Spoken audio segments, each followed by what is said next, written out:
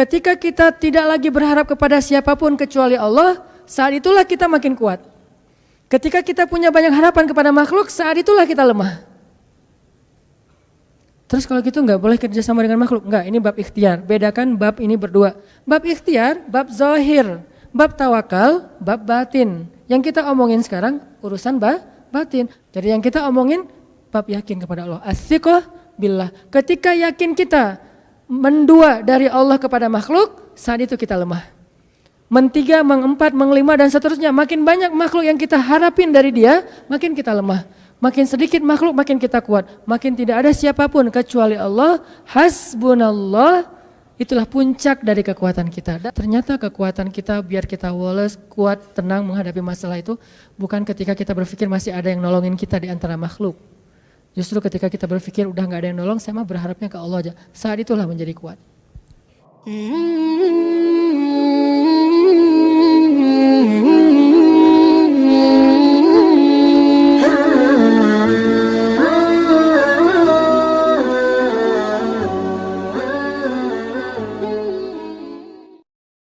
Bismillahirrahmanirrahim.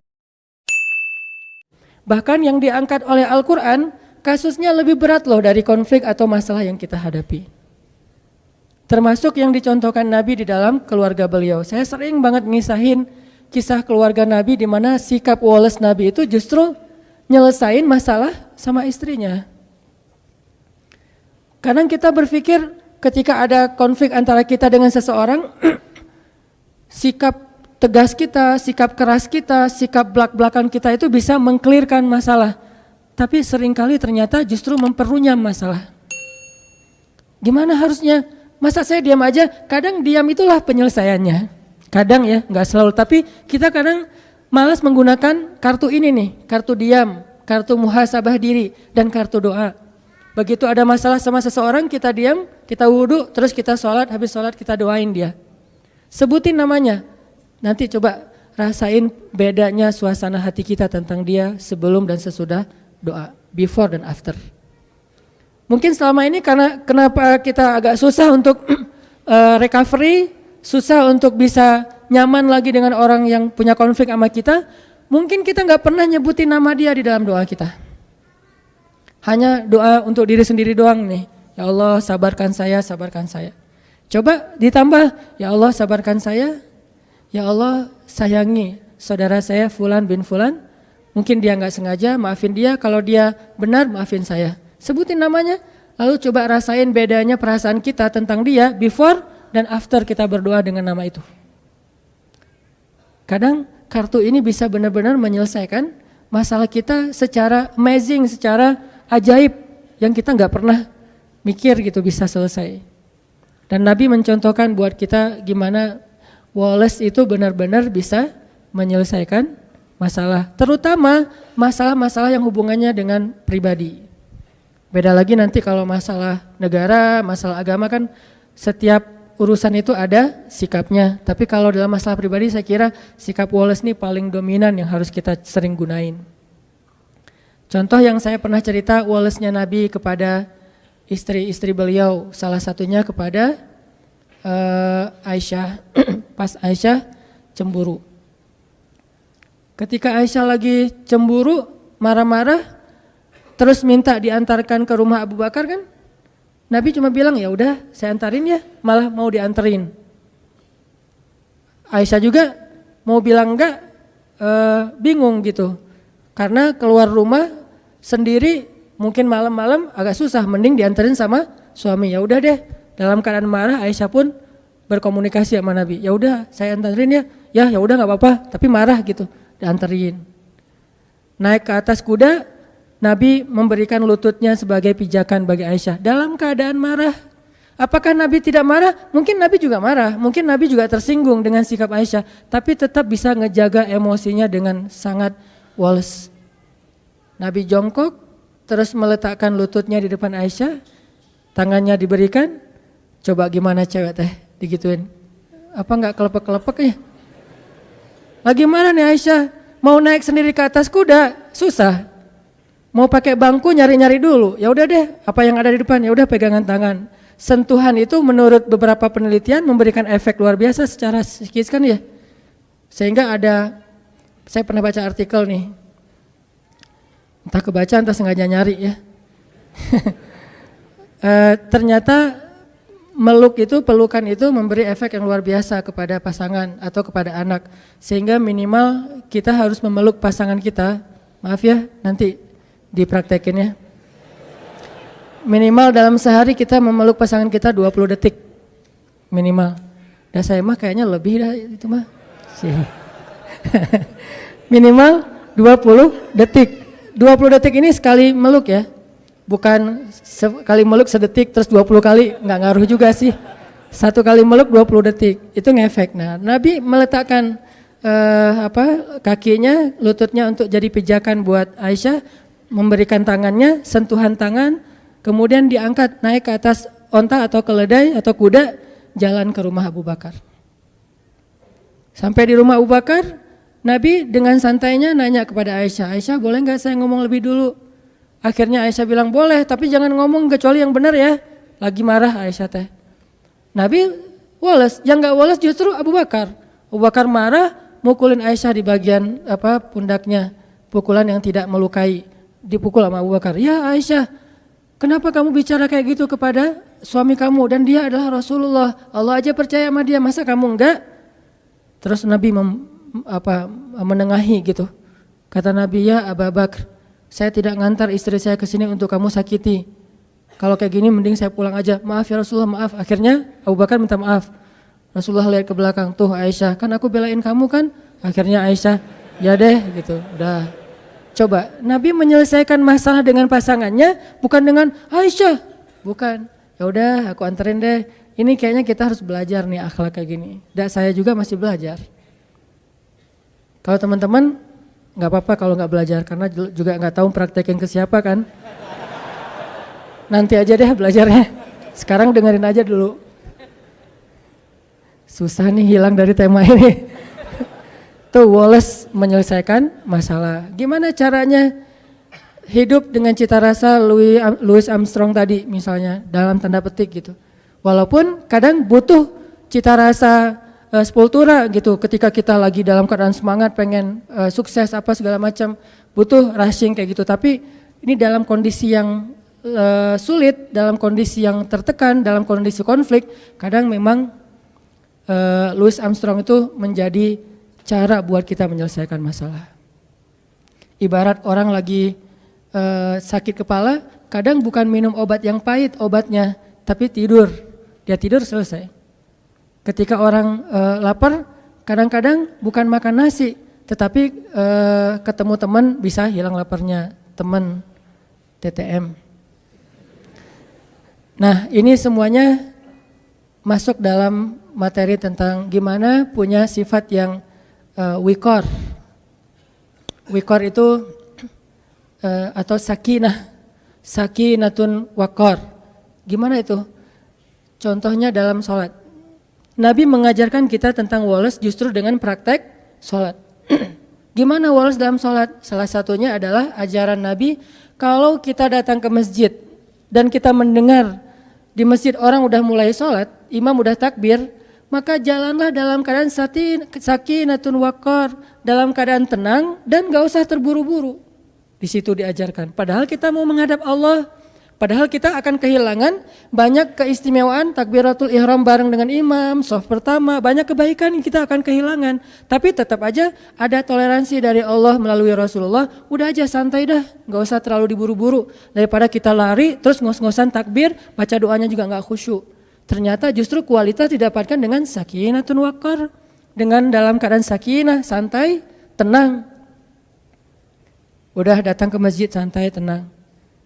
Sehingga ketika ada seorang sahabat keliru dalam bab ini, gak salah tapi keliru, Nabi menasihati dia kan, dia masuk ke gerbang masjid, ke pintu masjid, dia ngelihat Nabi dan sahabat sudah ruku.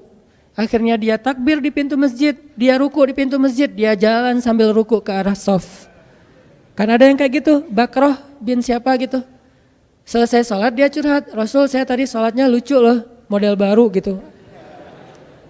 Saya nyebutnya tutorial sholat ala Baqarah. Gimana tutorialnya sholat ala kamu? Saya sholatnya tadi rukunya di pintu masjid, terus sambil ruku, sambil jalan, karena takut ketinggalan rakaat pertama. Ini juga dalil bagi sebagian ulama bahwa ruku itu masuk dalam rakaat pertama, tapi sebagian yang lain berpendapat berbeda. Masing-masing punya mazhab lah, kita respect dengan semua mazhab. Nah, Nabi ngasih tahu, ya udah besok-besok jangan gitu lagi ya. Coba. Nabi juga ngasih taunya Wallace tapi nyelesain masalah, bukan Wallace diam pasif ya.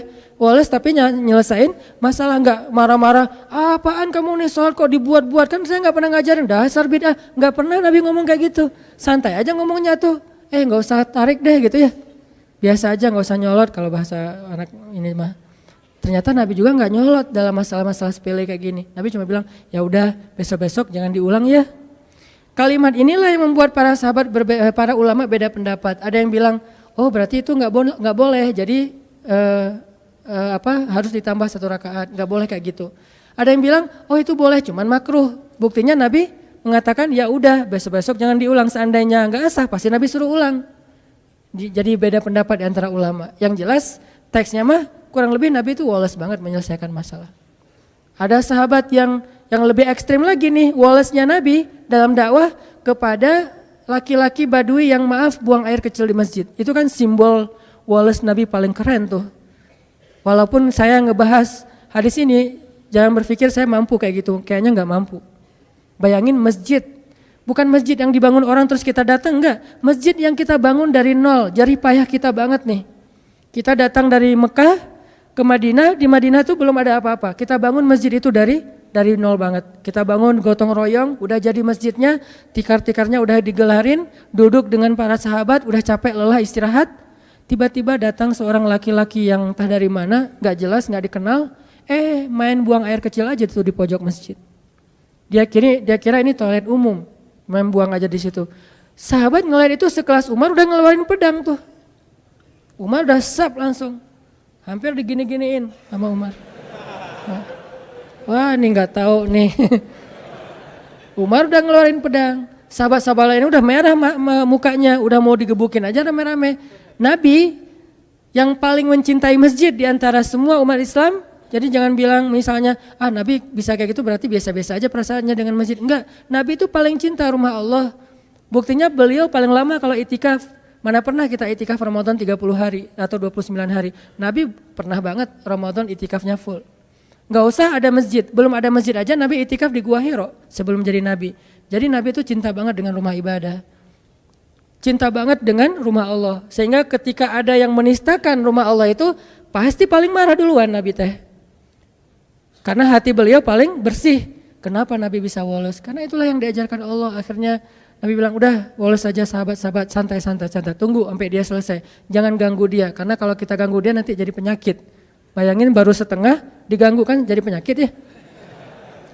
Tunggu, biarin dia sampai selesai. Kalau belum, mungkin dihalau. Tapi karena udah terlanjur, ya udah beresin aja dulu. Udah beres, baru Nabi minta tolong ada beberapa orang sahabat ngambil air, disiram, dibersihin, beres. Orangnya dipanggil sama Nabi. Siapa namanya? Senyum malah tuh coba. Jadi kalau kita belajar Islam rajinnya justru cemberut, kita ini gak ikut sunnah Nabi. Kalau makin kita belajar Islam makin rajin senyum, berarti kita ikut sunnah Nabi. Karena sunnah Nabi yang paling luar biasa itu senyum. Bahkan kepada orang yang gak ngerti, disenyumin sama Nabi. Siapa namanya? Kenalan. Coba lihat KTP-nya, SIM dan segala macam. Bahasa kita. Ini mah kita ya. Ambil udah kenalan, udah ngobrol-ngobrol baik.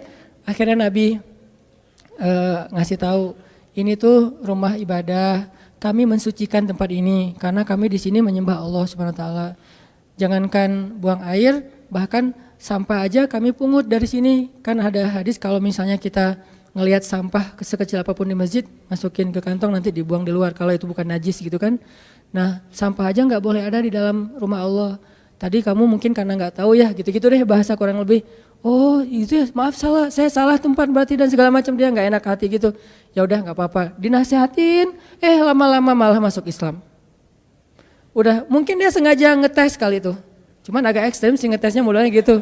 Pengen hijrah, maaf, buang air kecil di masjid dulu. Kalau masjidnya woles, dia hijrah. Kalau masjidnya enggak woles, dia enggak jadi hijrah tuh.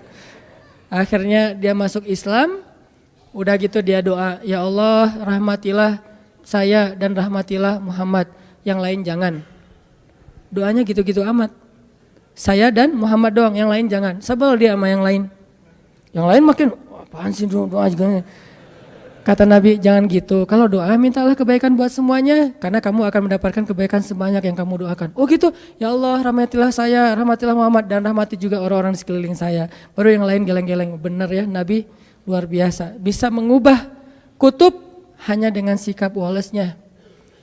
Bukankah ada sahabat yang masuk Islam itu justru gara-gara Nabi juga menunjukkan sikap woles ketika dia marah-marah? Dia tuh pengen bunuh Nabi nih, nanti cari ya namanya siapa. Dia pengen bunuh Nabi, ketangkap sama para sahabat, diikat di masjid, di tiang masjid. Setiap kali Nabi datang ke masjid, Nabi selalu menyapa dia. Gimana kabarnya? Tahu, kata dia. Oh ya udah, masuk. Besok datang lagi. Nabi ini kayak udah tahu orang diikat, tanya kabar gitu ya. Gimana kabarnya hari ini, udah makan belum? Tahu orang lagi diikat gini, nanya kabar, marah. Nabi bawa makanan nih, ada korma, tapi nggak diracun, korma aja. Korma air, Nabi ngasih dia air, tapi diikat tetap diikat. Kenapa kok bisa gitu? Karena hak agama, tetap hak agama nggak boleh kita curangin. Kalau kita mencurangi hukum Allah, berarti kita zalimnya ke Allah. Karena kita terlalu ngeringanin, terlalu nggak tegaan, akhirnya kita mencurangi hukum Allah. Tapi jangan sampai kita menjalankan hukum Allah sambil mencurangi hamba Allah. Inilah indahnya Islam, pertengahan banget nih. Tegas tapi nggak zalim. Ada orang yang tegas, keras, zalim. Ada yang terlalu lemah, akhirnya jadi kezaliman merajalela. Nah, Nabi tetap mengikat dia di tiang masjid, tapi dikasih makan. Dan makan itu makanan yang Nabi makan, bukan sisa. Dikasih minum, disapa, diperhatikan kalau lagi malam pakaiin selimut biar nggak kedinginan, tapi tetap diikat di masjid. Dia bisa tidur sambil duduk di tiang masjid. Lama-lama setelah Nabi berkali-kali menunjukkan sikap woles yang luar biasa, akhirnya dia membalas sapaan Nabi. Nabi japri dia, udah bukan dirit lagi sekarang, dibalas. Mulai typing dia teh. Tadi dirit juga enggak, diblok malah. Tapi Nabi ngirim aja terus. Nah, kita kadang-kadang ngedakwahin teman kita dengan perasaan bukan kita udah lebih baik dari dia ya. Gak boleh sama sekali kita berpikir kayak gitu. Karena kita sadar kadang kalau dia nanti udah dapat hidayah Allah, bisa jadi dia akan nyalip kita di tengah jalan, lebih soleh dari kita. Lagi pula kan kita gak tahu akhir hidup kita itu akan baik atau buruk. Nauzubillah, mudah-mudahan kita tetap dapat husnul khatimah. Bisa aja dia yang kita lihat kayak sekarang biasa-biasa aja, ntar akhir hayatnya malah dapat hidayah dan masuk surga. Banyak banget kisah-kisah kayak gitu. Kita ngedakwahin teman kita karena kita sayang sama dia. Kayak dulu kita ngajak dia malam keluar, malam nongkrong karena kita dekat sama dia soulmate kita banget, teman kita, sobat kita banget. Sekarang kita juga ngajak dia untuk belajar Islam bareng, ngajak sholat bareng karena dia teman kita. Sebagaimana dulu kita ngajak dia kepada hal yang kita senangi, sekarang juga kita mengajak dia kepada hal yang kita senangi dan insya Allah baik. Bukan karena merasa lebih baik. Kalau disikapin kayak tadi tuh, nah di situ belajar nih. Saya juga masih belajar banget gimana bisa woles. Nggak gampang emang, karena ini urusannya emosi kan, perasaan. Kalau urusannya logika doang sih bisa, tapi kalau udah perasaan kadang-kadang subjektif, egois sih kadang-kadang kita mah. Nabi bisa menekan perasaan itu, sehingga Nabi menunjukkan sikap paling baik. Akhirnya orangnya membalas. Ketika Nabi bilang, gimana kabarnya hari ini? Baik Muhammad, udah lembut ucapannya. Udah pakai emoticon senyum. Oh udah beda nih, tadi kan gak ada gitu-gituan. Setelah dia udah mulai baik ucapannya, Nabi bilang ke sahabat, lepaskan ikatan dia, dilepasin. Udah dilepaskan, Nabi ngobrol sama dia, akhirnya dia bilang dia ingin kembali kepada kaumnya. Ingin mengambil tebusan. Dan hebatnya Nabi, percaya lagi sama dia tuh. Nabi memberikan kepercayaan itu sebagai bentuk menunjukkan sikap Nabi yang luar biasa. Orang yang pengen bunuh Nabi malah ketika berjanji akan mengambil tebusan terhadap dirinya, karena kan suasana perang berarti harus menebus ya. Nabi percaya, udah pulang aja, kalau kamu menebus datanglah kembali. Cuman sebelum dia pulang Nabi nyuruh dia mandi. Nah ini ada pelajaran juga, ternyata mandi itu bukan soal ketika kita mau malam mingguan doang. Mau ke masjid juga kita sebaiknya mandi walaupun bukan hari Jumat. Dan ini bukan hal wajib sih. Kenapa? Ternyata mandi itu memberi efek dapat hidayah. Dia mandi seperti orang mandi junub, mandi besar. Setelah selesai mandi, tiba-tiba dia dapat hidayah. Baru dia syahadah, dia masuk Islam, dia pulang ke kaumnya, dia dakwahin kaumnya. Lewat mandi Allah memberikan. Kenapa dia bisa dapat hidayah setelah mandi? Sempurna hidayahnya. Kalau sebelum mandi, dia dapat respect dulu kepada Islam, interest dulu kepada Islam. Tapi puncaknya setelah mandi. Kenapa? Allah suka kepada orang yang bersih.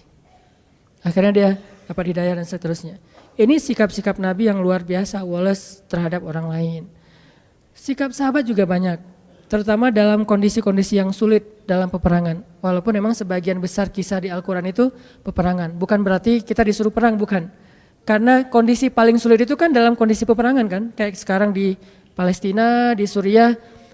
Lapar-laparnya orang Indonesia pasti beda lah dengan di Rohingya. Selapar-laparnya orang Indonesia beda dengan Suriah dan Palestina, pasti beda banget tuh. Lapar di sini kita masih bisa nyari, kita masih punya keluarga, punya teman, masih ada. Paling lapar kita di sini tuh dan nggak separah udah lapar, ketakutan, terancam, nggak punya tempat tinggal, kan itu parah banget tuh. Jadi benar-benar baksa, dorro, zulzilu, 3 sekaligus. Kalau kita paling-paling baksa doang lapar. Kalau mereka baksa, dorro, hilang semua harta bendanya termasuk rumah. Zulzilu, diancam, terombang-ambing perasaannya. Nih gimana, mau kemana? Ke Bangladesh diusir, ke India bentar lagi 4.000 orang mau diusir dari India. Kemanapun gak ada, di laut banyak yang karena udah overload gitu, banyak yang akhirnya tenggelam kapalnya, perahunya, mereka meninggal di lautan. Seolah-olah tidak ada satupun daratan yang halal untuk mereka. Pasti beda kan? Makanya Allah mengangkat angle perang, bukan nyuruh kaum muslimin itu kok senang perang banget sih, ayatnya semuanya tentang perang, bukan. Angle perang itu kondisi paling sulit yang dialami seseorang dalam peperangan, apalagi perang-perang dulu kan bacok-bacokan ya. Kalau sekarang kan enggak kelihatan tuh musuhnya. Kalau dulu bacok-bacokan kayak tawuran udah. Kayak orang udah antar warga, antar sekolah, antar geng gitu. Itu luar biasa, kondisi kayak gitu diangkat oleh Allah untuk memberi suasana ke kita. Dalam kondisi kayak gitu aja sahabat ternyata dengan izin Allah bisa woles. Dan woles mereka lah yang menyelesaikan masalah di antara mereka. Ini kita coba belajar teman-teman. Belajar untuk menerapkannya terutama kepada orang tua, lalu kepada pasangan.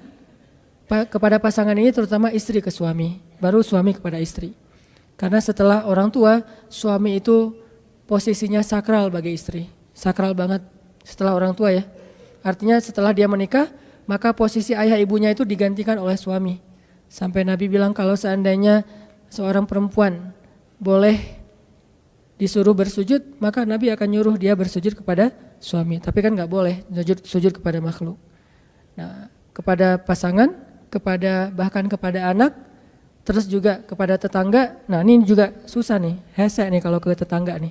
Ada tetangga yang suka iseng, yang sering usil, gimana cara kita woles? Kadang-kadang kita sekedar gak dibales sapaan kita aja udah gak bisa woles. Punten, orangnya gak bilang mangga, udah. Atau kita lagi duduk, orang lewat gak ngepuntenin, itu juga kadang-kadang kita emosional kan. Kita duduk nih, orang lewat, nggak ada punten-puntennya, jalan aja, wah bisa emosi. Kenapa sih kita terlalu mudah disulut emosinya? Dan ini akan membuat bukan hanya kita pribadi, bangsa kita itu susah banget untuk bisa damai karena masalah kecil aja kita tersulut. Hanya masalah di jalan, hanya masalah dengan teman, hanya dengan masalah dengan mantan, tersulut. Tapi emang susah sih kalau mantan, apalagi mantan yang tidak punya hati ya. Nah, kita sekarang coba baca nih ayat tentang woles di dalam Al-Quran ya. Coba teman-teman buka surat 33 Al-Ahzab ayat 22. Surat 33 Al-Ahzab ayat 22.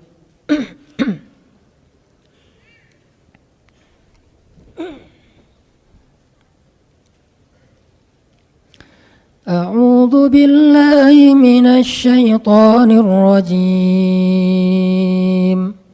Bismillahirrahmanirrahim. Walamma ra'al mu'minuna al-ahzaba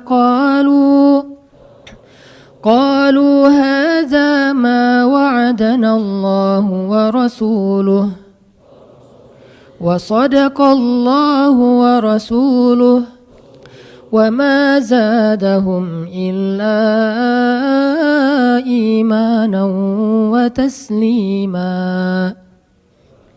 Dan ketika orang-orang beriman melihat pasukan-pasukan Ahzab, pasukan Ahzab itu pasukan yang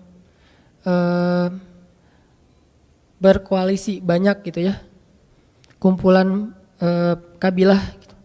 Mereka berkata, inilah apa yang pernah dijanjikan Allah dan Rasulnya, dan benarlah Allah dan Rasulnya. Sehingga tidaklah hal itu menambah bagi mereka kecuali iman dan kepasrahan. Ini kondisi sahabat ketika dalam keadaan tertekan. Kayak gimana kondisinya, ceritanya? Ceritanya sahabat waktu itu lagi mengalami musim kemarau. Musim banyak panen yang gagal. Dagangan gak laku. Sehingga sahabat-sahabat yang kaya juga miskin. Apalagi yang miskin.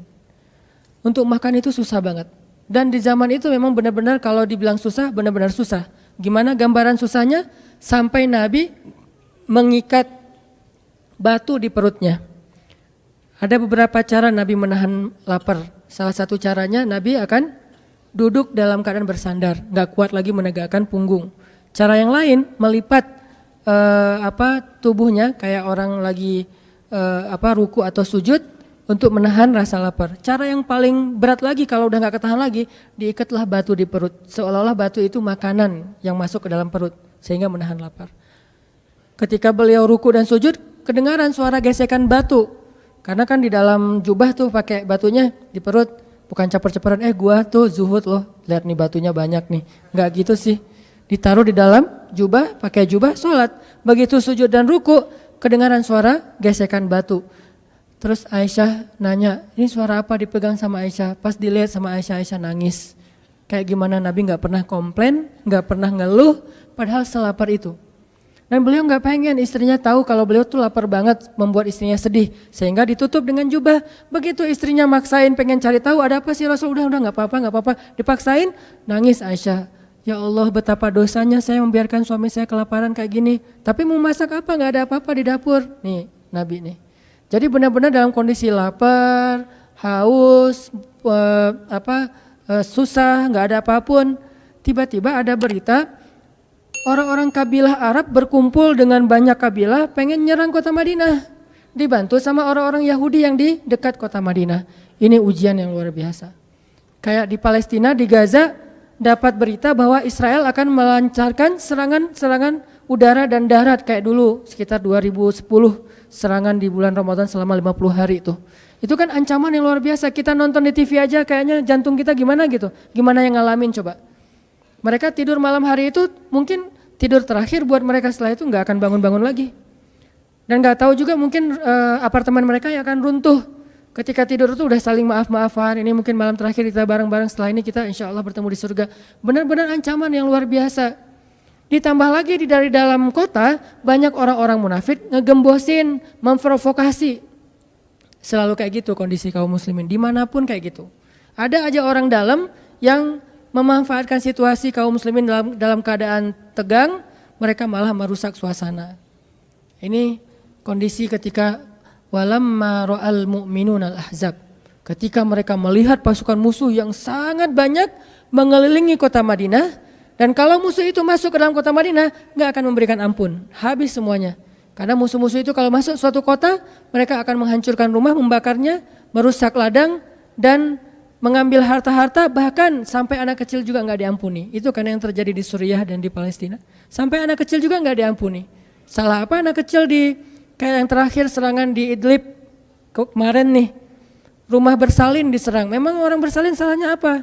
Memang orang bersalin mau nembak-nembakan gitu. Tapi kayak gitulah sifat dari musuh, Ahzab. Pasukan-pasukan koalisi dari berbagai macam kabilah. Kalau sekarang negara, itu kan ujian yang luar biasa nih. Tapi apa yang dirasakan oleh orang-orang yang beriman? Qalu hadza ma wa'adana Allah wa rasuluh. Mereka malah bilang ini nih yang dulu dijanjikan Allah dan Rasul. Kalau orang Suriah bilang, ini nih yang disebutin di dalam hadis Nabi. Bahwa nanti ketika terjadi huru-hara akhir zaman, iman adanya di Syam. Iman adanya di Syam. Syam itu yang mana? Suriah, Yordania, Palestina, sebagian kecil dari Turki, Lebanon. Iman adanya di Syam, pusatnya di Suriah. Dan terbukti dalam kondisi kayak gitu juga, mereka masih ngafal Quran. Kita kadang-kadang pilek dikit gak masuk kampus, gak masuk sekolah ya. Ini dalam kondisi perang masih ngafal Quran. Dan kadang-kadang mereka pergi ke tempat ngafal Quran, masjidnya dihancurkan, gak pulang lagi tuh. Yang lebih berat bukan anaknya, orang tuanya melepaskan anaknya dalam kondisi perang, pergi ke masjid untuk ngafal Quran, di mana masjid itu banyak banget jadi target serangan bom udara. Itu kan orang tuanya luar biasa tuh perasaan mentalnya, bisa melepaskan anaknya ke masjid. Saya aja ngelepasin anak ke pesantren itu gak tega. Duh, berapa lama tuh baru bisa dikunjungin? Sebulan sekali babah, kata anak-anak. Wah, sebulan sekali. Enggak jadi deh, enggak usah pesantren, mending di rumah aja. Enggak tega gitu teh. Gimana melepaskan anaknya ke masjid yang mungkin akan diserang setiap saat, kapan aja. Ini iman. Kok bisa kayak gitu? Apa yang menjadikan mereka woles dalam kondisi lebih berat dari kita? Nah kita masalahnya lebih ringan, harusnya lebih woles dari mereka. Jadi makin ditekan, makin yakin sama Allah. Makin banyak masalah, makin yakin sama Allah, makin berserah kepada Allah. Kok bisa kayak gitu? Ada orang yang ketika makin banyak masalah, makin ragu sama Allah. Ini Allah maunya apa sih? Gitu kan? Ketika makin banyak masalah, makin kayak mempertanyakan takdir dan ketentuan Allah. Kenapa kok saya yang ngalamin ini? Kenapa saya dari dulu gak selesai-selesai masalahnya? Kenapa justru setelah saya berhijrah malah banyak masalah? Kenapa para sahabat sebaliknya makin dikasih ujian, makin wa ma zadahum illa imanan wa taslima. Enggak bertambah kecuali iman dan kepasrahan. Jadi dikasih ujian malah makin yakin sama Allah, bukan makin ragu. Misalnya dia ganti nih model transaksi dagangnya, bisnisnya. Yang tadi mungkin syubhat atau haram, sekarang dia pakai model transaksi bisnis yang hal-hal aja deh. Yang aman-aman aja. Gara-gara transaksi yang halal malah banyak masalah. Masih mending kalau masalahnya cuman berkurang income-nya. Ini malah ditipu orang lah, rugi segala macam. Mulai mempertanyakan, nih bener gak ya saya ngambil jalan yang syariat segala macam, kok malah makin susah nih kelihatannya. Kenapa kita ketika diuji malah jadi ragu sama Allah? Kenapa saya katanya kalau misalnya saya jujur, saya akan dapat kebaikan. Ini gara-gara jujur malah gak lulus. Ya mungkin gak belajar tapi jujur. Yang satu lagi yang gak jujur malah nilainya bagus mungkin. Misalnya gak belajar tapi dia dusta. Kenapa para sahabat ketika diuji malah makin yakin sama Allah? Malah makin pasrah kepada Allah. Karena mereka pegang janji Allah. Itu salah satu tipsnya. Kalau kita pengen tetap woles pas menghadapi kesulitan, pegang janji Allah. Makin kita kuat pegang janji Allah, diuji, kita makin pasrah sama Allah. Ya Allah, saya akan yakin sama Engkau memegang janjimu. Ketika diuji, saya berharapnya balasan dari Allah, pertolongan dari Allah. Kayak yang pernah saya sampaikan dulu, kalau kita dapat musibah, yakinlah kepada janji Allah. Siapa yang membaca doa yang diajarkan Nabi, nanti Allah akan ngasih ganti yang lebih baik gitu kan ya. Allahumma ajurni fi musibati wa khluf li khairam minha. Ya Allah, beri saya pahala dalam musibah ini, beri saya ganti yang lebih baik darinya. Kalau kita pegang banget dengan janji Allah lewat doa ini, kita ketika dapat musibah setidaknya enggak akan panik habis-habisan. Enggak akan putus asa dalam menunggu pertolongan Allah. Setidaknya kalau nggak bisa woles-woles amat, nggak bisa tenang-tenang amat, minimal nggak panik habis berlebihan. Kalau musibahnya musibah kematian, nggak bikin kita meratapi kematian. Kenapa? Kita pegang janji Allah SWT. Makanya kan ada cerita seorang ayah yang diberi musibah dengan wafat 2 orang anaknya. Anak laki-laki pertama meninggal. Dia bilang innalillahi wa inna ilaihi rajiun. Anak laki-laki kedua meninggal, dia bilang innalillahi wa inna ilaihi rajiun. Semua ini milik Allah. Allah yang memberi, Allah juga yang mengambil kembali. Suka-suka Allah, pasrah gitu. Nerima, ridho dalam bahasa agama. Bukan ikhlas ya, Kalau ikhlas itu dalam bab ibadah. Kalau dalam bab takdir namanya ridho. Raditu billahi robba. Saya ridho deh dengan ketentuan Allah, itu namanya ridho. Bukan yang ikhlas ya. Ikhlas apaan? Orang nggak lagi ibadah kan? Lagi ada musibah. Jadi bukan yang ikhlas ya, bukan. Tapi yang ridho ya. Kalau mau lebih tepat nih. Tapi nggak apa-apa deh. Pakai bahasa kita aja. Tapi kalau mau lebih tepat maknanya yang ridho ya. Sing ridho ya gitu. Bukan sing ikhlas. Karena ikhlas itu ibadah ritual. Nah, dia ridho tuh. Innalillahi wa inna ilaihi raji'un. Innalillahi wa inna ilaihi raji'un. Yang ketiga, meninggal juga. Dan dia mulai agak ragu nih. Kok gini-gini amat ya? Suatu malam dia bermimpi, dua anaknya itu, dalam mimpi itu ayah ini mau jatuh ke sebuah jurang yang di bawahnya api, kayak api neraka gitu. Ditarik sama dua anaknya, cuman gak kuat. Kata mereka, seandainya adik ada di sini pasti bisa narik nih, bisa nyelamatin ayah. Kalau adik ada di situ, kenapa cuma dua yang nolong? Karena dua itu yang dia ridho, yang satu lagi nggak ridho. Akhirnya cuma dua orang yang bisa nolong dia di akhirat. Bangun dari mimpi dia sadar, oh ternyata justru Allah pengen nolong dia di akhirat dengan musibah itu. Dan buat anaknya juga kebaikan nanti di akhirat masuk surga. Akhirnya dia bilang innalillahi wa inna ilaihi raji'un, astaghfirullahalazim. Hidup kadang kayak gitu. Ketika kita pegang janji Allah, ada sesuatu yang kita tunggu di dalam kesulitan hidup kita. Sehingga buat kita selalu punya harapan. Tapi kalau kita gak pegang janji Allah, kita gak nunggu apa-apa kecuali mengeluhkan keadaan kita. Dan itu bikin kita lemah. Ditolak yang pertama, innalillahi wa inna ilaihi raji'un. Ya Allah beri saya yang lebih baik darinya. Nemu nih, ditolak lagi. Lebih cantik tapi nolak juga, kan lebih sakit ya. Lebih cantik ditolak lebih sakit. Ya Allah beri yang lebih baik lagi. Makin lama makin di puncaknya rasa sakit yang udah gak tahan diterima. Nih happy ending nih. Ada gak ya yang kayak gitu ya? Kalau jarang ada berarti belum mempraktekkan jurus ini nih. Kalau pengen kayak gitu coba tes deh. Cuman kalau ngetes Allah tahu sih ya. Coba deh praktekin, bukan ngetes, praktekin. Nanti pasti kita akan ngelihat hasil yang luar biasa.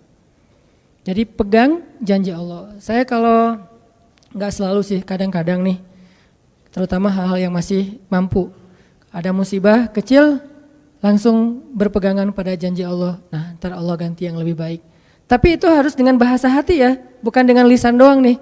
Wa khluf li khairam minha. Hati enggak percaya. Allah kan bermuamalah berakad dengan kita lewat hati itu teman-teman.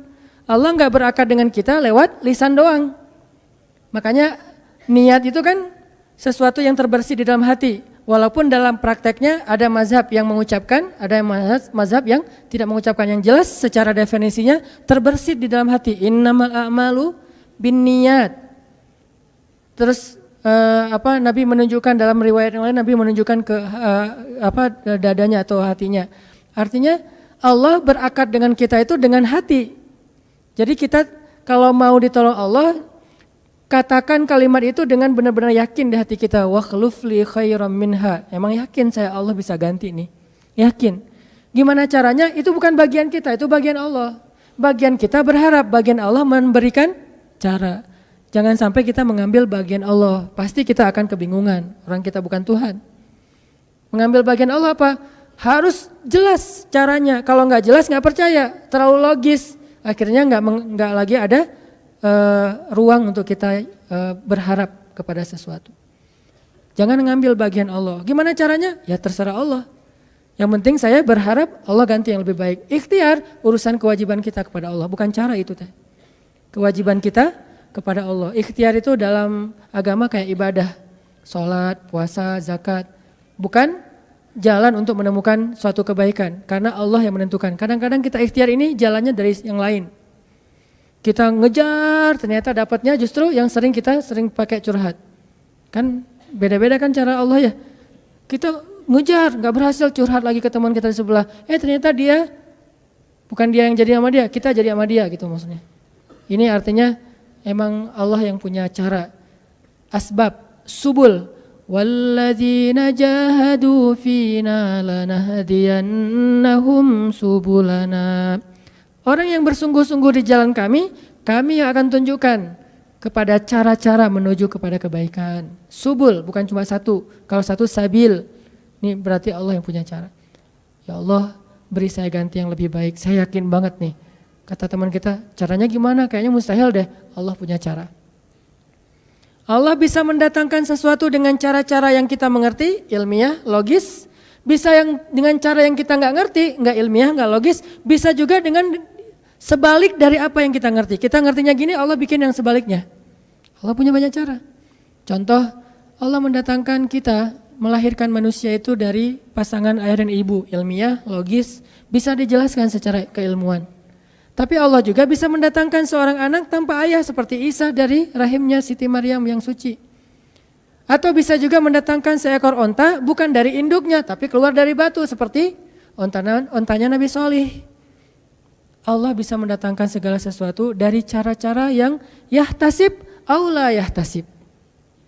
Yang kita mengerti atau kita tidak mengerti. Makanya Allah mengatakan wa yarzuqhu min haitsu la yahtasib.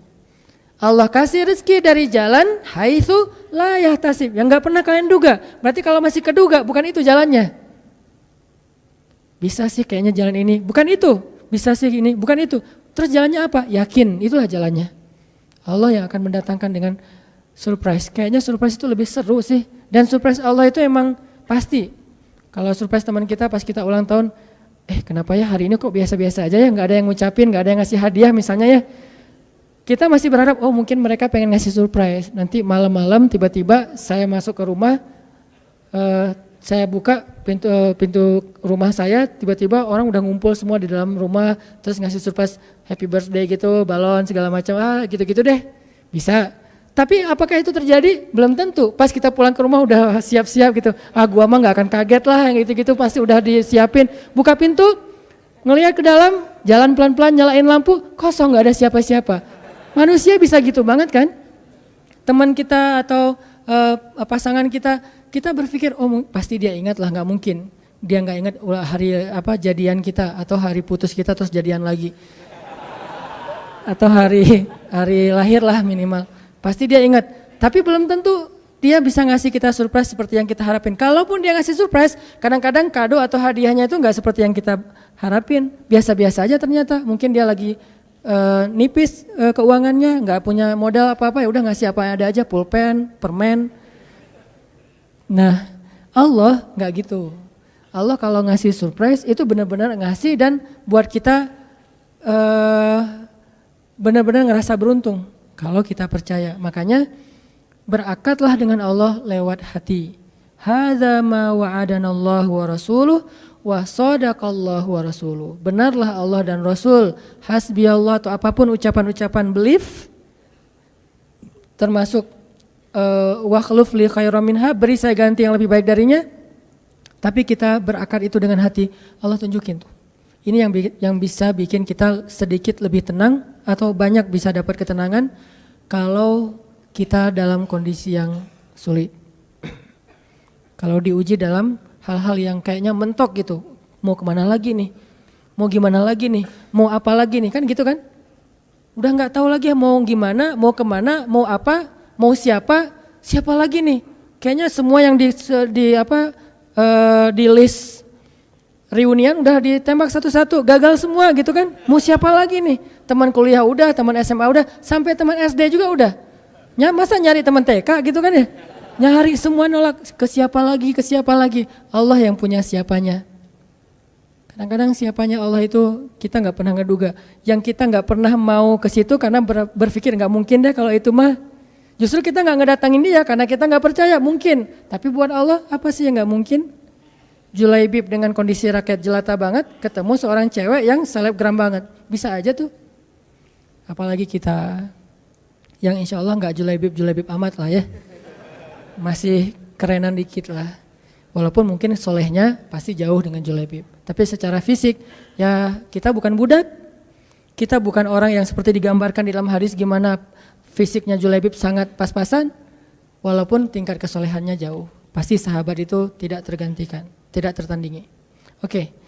Itu satu kasus di Al-Quran gimana Wallace dengan modal pegang janji Allah.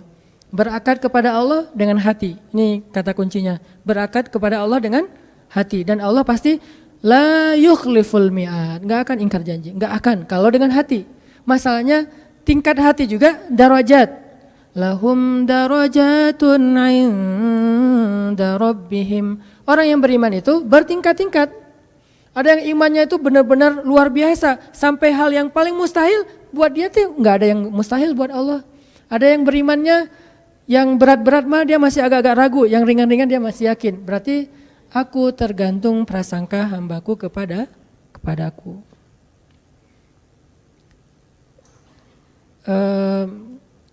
Ada tingkat keimanan kayak Ibrahim. Mungkin kita nggak seperti Ibrahim, sehingga kita nggak bisa nyoba. Saya coba bakar deh. Hasbiyallahu wa ni'mal wakil. Nyalain korek api, kebakar pasti itu mah. Karena kita belum seiman Ibrahim. Di sini kan keukurnya keimanan kita. Gak usah dipancing-pancing lah, nyari aja sendiri. Dan Ibrahim juga gak sekaligus sampai ke level itu teman-teman. Ibrahim sampai ke level itu butuh proses. Salah satu prosesnya direkam di surat Al-Baqarah. Wa idh qala Ibrahimu rabbi arini kaifa tuhyil mauta. Qala awalam tu'min qala bala walakin liyatma'inna qalbi. Ketika Ibrahim berkata, ya Allah, gimana cara engkau menghidupkan yang mati? Kata Allah, emangnya kamu gak percaya Ibrahim? Kata Ibrahim, percaya Allah, bala, percaya, maaf. Cuman saya pengen lebih tenang. Berarti apa? Beriman sudah, cuman pengen naik level. Sampai bisa tuma'ninah, walas, tenang dalam kondisi seberat apapun. Ini tingkat imannya Ibrahim. Satu lagi kisah di Al-Quran tentang Wallace kayak gini. Coba buka Ali Imran ayat 173. Surat Ali Imran ayat 173. Bismillahirrahmanirrahim. Alladzina qala lahumun nasu innan nasa qad jama'u lakum fakhshawhum fazadahum imanan wa qalu hasbunallahu wa ni'mal wakil. فانقلبوا بنعمة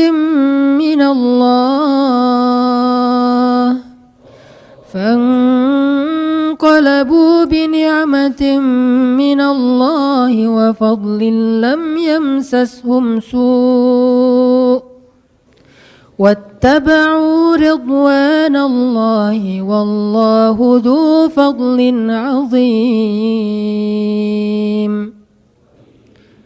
Orang-orang yang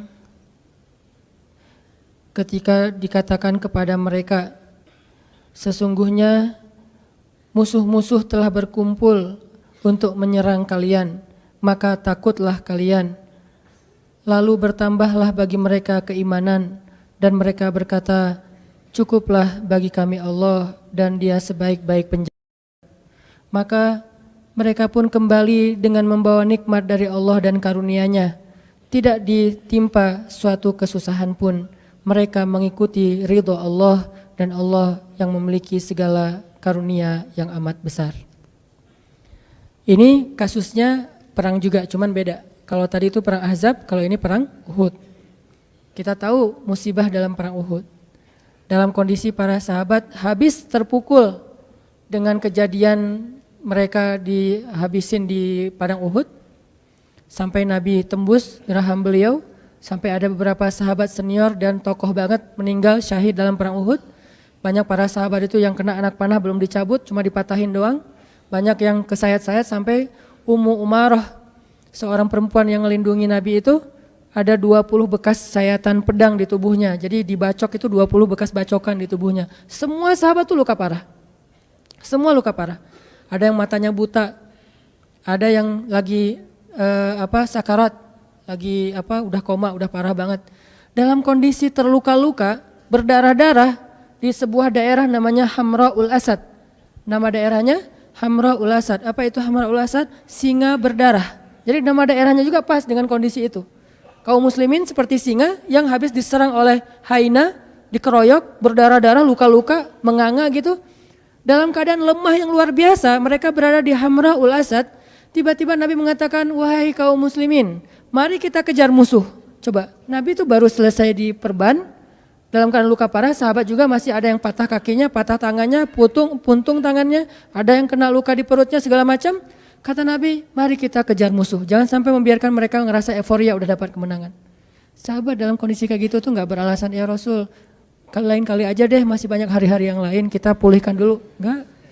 Rasul juga sakit, kita mah kasihan sama Rasul sih sebetulnya. Enggak, modus ya. Nah, hashtag modus mah cuma ada di kita, di zaman mereka tuh gak ada modus-modusan. Karena modus pasti masuknya golongan munafikun di zaman itu. Kalau kita kan modus, memang kita juga suka ngemodus kan.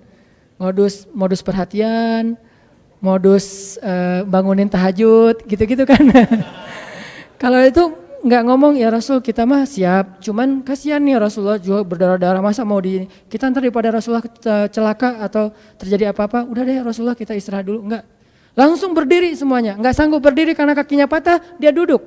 Nggak sanggup berjalan, dia merangkak. Akhirnya pada jalan ngejar dalam kondisi luka-luka parah. Ini kayak singa mau balas musuhnya, lagi berdarah-darah. Hamra'ul Asad, singa berdarah merah, berdarah merah gitu. Akhirnya dalam kondisi sedang semangat-semangatnya, tiba-tiba orang munafik datang lagi nih, selalu kayak gitu. Mereka selalu bikin masalah ketika kaum muslimin lagi ada masalah dipersulit sama mereka. Kata mereka, innan nas qad jama'u lakum fakhshawhum. Musuh itu sekarang jama'u, lebih kuat lagi, ditambah lagi pasukannya, datang yang baru-baru lagi, lebih kuat daripada yang kemarin. Kemarin aja kalian udah hampir kalah, apalagi yang ini. Fakhshawhum, udah gak usah cari masalah, pulang aja, kata orang munafik. Apa kata kaum muslimin? Hasbunallah wa ni'mal wakil. Cukup buat kami Allah. Kalau mereka punya banyak pasukan, kalau kami punya Allah. Mereka punya rencana jahat, kami punya yang maha merencanakan alam semesta. Mereka punya senjata canggih, kami punya doa. Hasbunallah wa ni'mal wakil. Cukup buat kami Allah sebaik-baik penjaga. Makin nambah yakinnya sama Allah. Ini luar biasa. Jalan lagi, makin gagah gitu jalannya. Ketika musuh melihat mereka dari kejauhan makin gagah, walaupun terluka-luka parah, tapi kayaknya ini lebih motivasinya lebih kuat daripada yang pertama. Musuh gentar, akhirnya musuh lari. Bisa dibilang perang Uhud itu 2-1, menang, cuman kebobolan. Yang lain menangnya telak, kalau ini kebobolan tadi sedikit. Buktinya apa? Musuh lari, nggak berani lagi berhadapan kaum muslimin ketika adegan kedua, karena ngelihat wajah-wajah kaum muslimin itu udah siap mati semua. Kalau tadi kan belum terlalu siap nih, ngelihat banyak harta rampasan perang. Kalau sekarang emang datang buat mati, bukan buat hidup, bukan buat kembali dalam keadaan selamat. Pengen mati aja udah. Namanya juga dalam peperangan ini pakainya logika prajurit ya, jangan pakai logika sipil. Ngapain sih gitu-gitu amat, namanya peperangan. Dan di situ ada heroisme gitu. Kita kalau nonton film Hollywood tentang gitu-gitu kan selalu respect. Kenapa ke para sahabat nggak respect? Kan sama aja logikanya, logika perang. Siapa yang paling pemberani berarti keren di situ teh. Akhirnya musuh lari, pulanglah mereka. Fanqalabu bi ni'matin minallah, pulang dengan membawa nikmat dari Allah, harta rampasan perang, wa fadlin, dan anugerah dari Allah berupa pahala, ridho dari Allah. Lam yamsashum su, tidak ada satupun luka yang menggores di tubuh mereka, dan Allah ya yang memiliki segala kebaikan. Kenapa bisa endingnya itu hebat, menang, berhasil? Karena mereka bilang hasbunallah. Jadi pelajarannya apa di sini biar kita walas? Ketika kita tidak lagi berharap kepada siapapun kecuali Allah, saat itulah kita makin kuat. Ketika kita punya banyak harapan kepada makhluk, saat itulah kita lemah. Terus kalau gitu nggak boleh kerjasama dengan makhluk? Nggak, ini bab ikhtiar. Bedakan bab ini berdua, bab tawakal, bab ridho, bab thiqah, bab istislam dengan bab ikhtiar. Ini dua bab yang berbeda. Bab ikhtiar, bab zahir, bab tawakal, bab batin. Yang kita omongin sekarang urusan batin. Zahirnya mah kita boleh berjabat tangan bahkan dengan orang kafir sekalipun. Transaksi muamalah duniawi mah kita dengan siapa aja, nggak harus dengan muslim doang. Tapi bab batin, bab yakin kepada Allah. Jadi yang kita omongin bab yakin kepada Allah. As-siqah billah. Ketika yakin kita mendua dari Allah kepada makhluk, saat itu kita lemah. Mentiga, mengempat, mengelima dan seterusnya. Makin banyak makhluk yang kita harapin dari dia, makin kita lemah. Makin sedikit makhluk, makin kita kuat. Makin tidak ada siapapun kecuali Allah. Hasbunallah itulah puncak dari kekuatan kita. Dalam keadaan hamra'ul asad, berdarah-darah pun bisa mengalahkan musuh. Bukan sehat itu, berdarah-darah. Apa kekuatannya? Apakah fisik? Bukan. Senjata? Enggak. Strategi? Ini malah kayak bisa dibilang nekat ini. Enggak pakai strategi lagi. Terus apa? Athiqah billah, hasbiyallah, hasbunallah. Ternyata kekuatan kita biar kita walas, kuat, tenang menghadapi masalah itu bukan ketika kita berpikir masih ada yang nolongin kita di antara makhluk. Justru ketika kita berpikir udah gak ada yang nolong, saya mah berharapnya ke Allah aja. Saat itulah menjadi kuat. Dua pelajaran itu teman-teman mudah-mudahan jadi bekal iman, nambah iman kita, bukan nambah wawasan. Rasa-rasanya ngaji sama saya tuh gak banyak nambah wawasan sih karena ya gitu-gitu aja sih sebetulnya. Cuman saya berharap ngajinya itu nambah iman. Kalau mau nambah wawasan, teman-teman bisa belajar ke banyak ulama yang lebih faqih, yang lebih banyak ilmunya dari saya. Ada banyak ustadz yang seperti saya pernah rekomendasi. Ada Ustadz Adi Hidayat, ada Ustadz Abdus Somad dengan latar belakang berbeda-beda. Ada Muhammadiyah, ada NU, tapi bijak dalam menyikapi perbedaan. Mereka lebih faqih dari saya. Tapi saya berharap kita di sini ngebooster iman kita. Karena kalau itu udah kuat, yang lain jadi mudah. Mudah-mudahan bisa nambah iman, nambah yakin. Satu, pegang janji Allah. Kedua, jangan berharap kecuali kepada Allah. Walaupun secara zahir berikhtiar kepada manusia, tapi batin gak boleh terlibat kepada makhluk, hanya kepada Allah Subhanahu Wa Taala. Athiqah billah. Mudah-mudahan ini menjadi kebaikan buat kita semuanya. Nambah iman, wa ma zadahum illa imanan wa yaziduhum khusyu'a. Bertambah iman, bertambah tunduk kepada Allah.